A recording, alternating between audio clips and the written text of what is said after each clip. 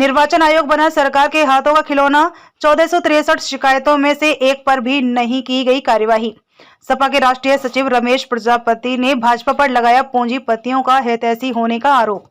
भाजपा सरकार में की जा रही किसान, मजदूर, छात्र, नौजवानों के हितों की अनदेखी, लोकतंत्र और संविधान पर हो रहे हमले, अन्नदाता किसानों का केंद्र सरकार नहीं करना जानती सम्मान, भाजपा नेता किसानों को बता रहे आतंकवादी, ईडी, सीबीआई जैसी संस्थाओं का सरकार कर रही दुरुपयोग, निर्दोष विपक्षियों को फंसाने की रच रही साजिश। सपा के राष्ट्रीय सचिव बोले, स्वामी प्रसाद मौर्य ने मन से नहीं तन से सपा छोड़ी।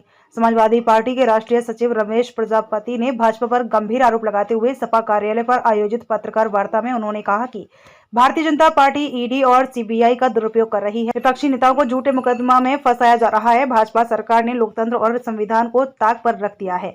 श्री प्रजापति ने भाजपा पर आरोप लगाया कि वह चंद पूंजीपतियों की हमदर्द है। किसान, मजदूर, छात्र, नौजवानों से उसका कोई लेना देना नहीं है। सपा के राष्ट्रीय महासचिव निर्वाचन आयोग को कटघरे में खड़ा करते हुए आरोप लगाया है कि एक वर्ष में 1463 शिकायत की गई थी।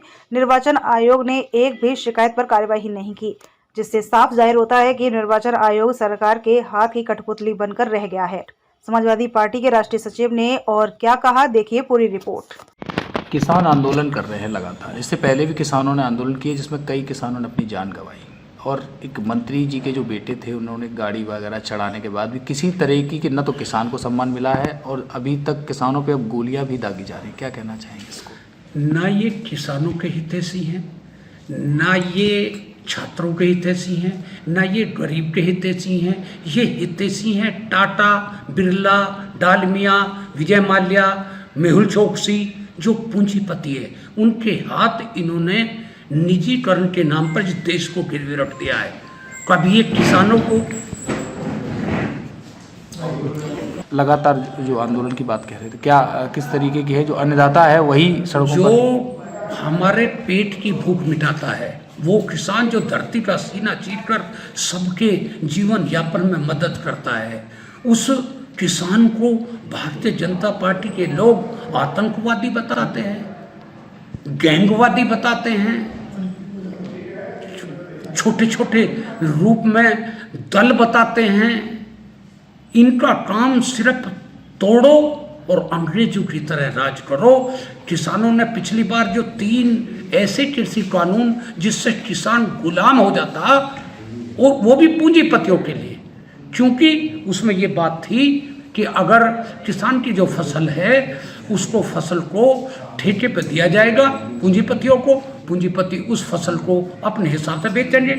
जैसे 200 रुपये का तेल क्यों हुआ, जबकि 2021-22 में सरसों का उत्पादन 20% ज़्यादा हुआ, क्योंकि अडानी का जितना एडिबल ऑयल है, खाने का तेल, उस पर सबका कब्जा अडानी पर है। इसी तरीके से ये किसानों को गुलाम बनाना चाहते हैं, और जो पूंजीपति हैं, ये 15-16 पूंजीपति देश में हैं।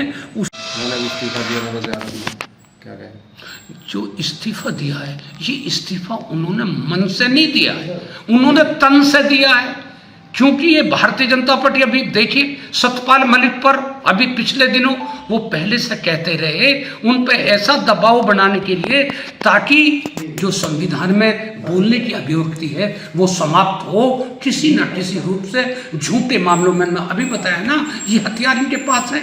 सारे संवैधानिक जितने सिस्टम है, निर्वाचन आयोग में 1463 शिकायतें हुई पिछले चुनावों में, एक पे भी निर्वाचन आयोग ने कार्रवाई की हो तो कोई मुझे बता दो।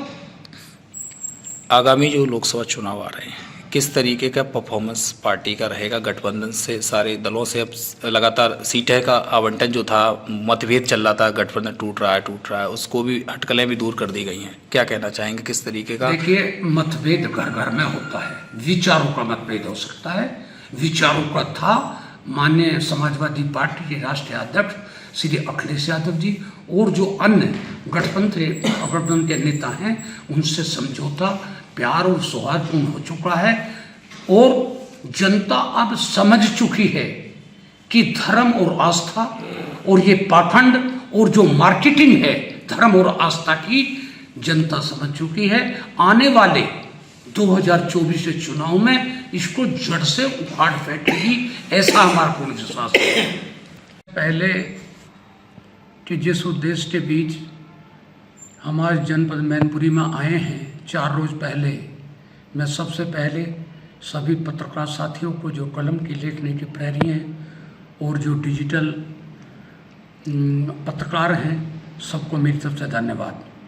आज जो हम आपके बीच रूबरू हुए हैं, मेरा उद्देश्य से इतना है कि आज जो सबसे बड़ी झूठी पार्टी भारतीय जनता पार्टी, जिसने इस देश को मंदिर और मस्जिद और हिंदू और मुसलमान के नाम पर जो जनता को गुमराह करके सत्ता हासिल की है, और सत्ता हासिल करके जो गरीब जाति के लोग हैं, गरीब वर्ग के लोग हैं, जिनके हक और अधिकारों को छीने हैं, जिनके पेट में रोटी नहीं, जमीन नहीं, जायदाद नहीं, नौकरी नहीं, राजनीतिक हिस्सेदारी नहीं, उनके सब कुछ छीनने का काम भारतीय जनता पार्टी ने किया। भारतीय जनता पार्टी ने जब 2014 में केंद्र में भाजपा की सरकार आई, तो इन्होंने 27 वायदे किए। 27 वायदों में एक वायदा पूरा किया हो तो कोई मुझे बता दे। इन्होंने कहा कि पेट्रोल और डीजल की मार, अब की बार भाजपा सरकार, अब नहीं होगा भ्रष्टाचार, सबका साथ, सबका विकास, सबका विश्वास। क्या बिना जातीय जनगणना के सबका विकास होना संभव है? जातीय गणना होनी चाहिए। दूसरी बात, 2014 में पेट्रोल और डीजल जो अरब देशों से कच्चा तेल आता है, अंतर्राष्ट्रीय बाजार में कच्चे तेल का भाव $151 प्रति बैरल था। तब तेल, पेट्रोल और डीजल का क्या भाव था, और आज मात्र अगर आप गूगल करें तो पता लगेगा कि मात्र अब 91-90 रुपये के आसपास प्रति बैरल है। आज तेल का भाव क्या? ये झूठ, ये सबसे बड़ी झूठी पार्टी है। इन्होंने कहा कि अगर हमारी देश की सीमा पर एक सरकलम होगा तो हम 10 सरकलम करेंगे। मैं पूछना चाहता हूँ इस देश के प्रधानमंत्री बड़े अदब के साथ कि अरुणाचल की 1463 एकड़ जमीन पर चीन ने कब्जा कर लिया। तीसरी बात, हम 2 करोड़ नौकरी देंगे। क्या नौकरी देने का काम किया? अभी पिछले दिनों जो उत्तर प्रदेश में भी भारतीय जनता पार्टी सरकार है, हर बार जो भी परीक्षा हुई है उसी में पेपर लीक, उसी में ही धांधलेबाजी। तीसरी बात, इन्होंने